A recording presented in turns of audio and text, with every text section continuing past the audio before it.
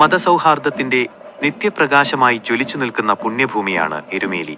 പമ്പാ നദിയുടെ തീരത്തുള്ള ഈ മണ്ണ് കേവലം ഒരു തീർത്ഥാടന കേന്ദ്രമല്ല, മറിച്ച് മനുഷ്യത്വത്തിന്റെ വലിയൊരു പാഠപുസ്തകമാണ്. മഹിഷി നിഗ്രഹത്തിന് ശേഷം ധർമ്മശാസ്താവ് തന്റെ സൈന്യത്തോടൊപ്പം നടത്തിയ വിജയനൃത്തത്തിന്റെ സ്മരണ പുതുക്കലാണ് ഇവിടുത്തെ ഐതിഹാസികമായ പേട്ടതുള്ളൽ. ആഘോഷങ്ങളുടെ തുടക്കം എരുമേലി കൊച്ചുമ്പലത്തിൽ നിന്നാണ്.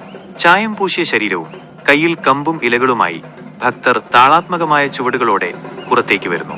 അഹന്തയെ വെടിഞ്ഞ് പ്രകൃതിയോട് ഇണങ്ങിച്ചേരുന്നതിന്റെ പ്രതീകമായി ഭക്തർ സ്വയം മറന്ന് നൃത്തം ചെയ്യുന്നു.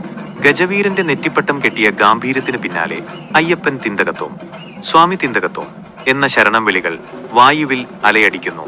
ഓരോ ചുവടിലും മഹിഷി എന്ന തിന്മയുടെ നിഗ്രഹവും നന്മയുടെ പുനഃസ്ഥാപനവുമാണ് ഭക്തർ ആഘോഷിക്കുന്നത്. ഘോഷയാത്ര പടിപടിയായി നീങ്ങുന്നത് എരുമേലി നൈനാർ മസ്ജിദിലേക്കാണ്. അയ്യപ്പന്റെ ആത്മമിത്രമായ വാവർ സ്വാമി കുടികൊള്ളുന്ന ഇടം. പള്ളിയുടെ കവാടത്തിലെത്തുമ്പോൾ പള്ളി ഭാരവാഹികൾ ഭക്തരെ നിറപുഞ്ചിരിയോടെ സ്വീകരിക്കുന്നു. വാവരുടെ പ്രതിനിധിയായി പള്ളിയിൽ നിന്നും ഒരാൾ ഘോഷയാത്രയുടെ മുൻനിരയിലേക്ക് വരുന്നു. ക്ഷേത്രത്തിൽ നിന്നുള്ള എഴുന്നള്ളത്ത് പള്ളിക്ക് ചുറ്റും പ്രദക്ഷിണം വയ്ക്കുന്ന ആ അപൂർവ നിമിഷം ലോകത്തിന് തന്നെ അത്ഭുതമാണ്. ഹൈന്ദവ മുസ്ലിം ആചാരങ്ങൾ അലിഞ്ഞുചേരുന്ന ഈ കാഴ്ച ഭാരതീയ സംസ്കാരത്തിന്റെ ആത്മാവിനെയാണ് തൊട്ടുണർത്തുന്നത്.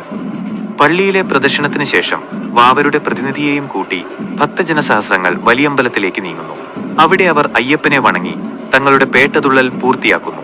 ജാതിയും മതവും ഭാഷയും വർണ്ണവും മറന്ന് മനുഷ്യർ ഒന്നാകുന്ന ഈ മഹത്തായ ആചാരം ശബരിമല തീർത്ഥാടനത്തിന്റെ ഏറ്റവും സുപ്രധാനമായ ഭാഗമാണ്.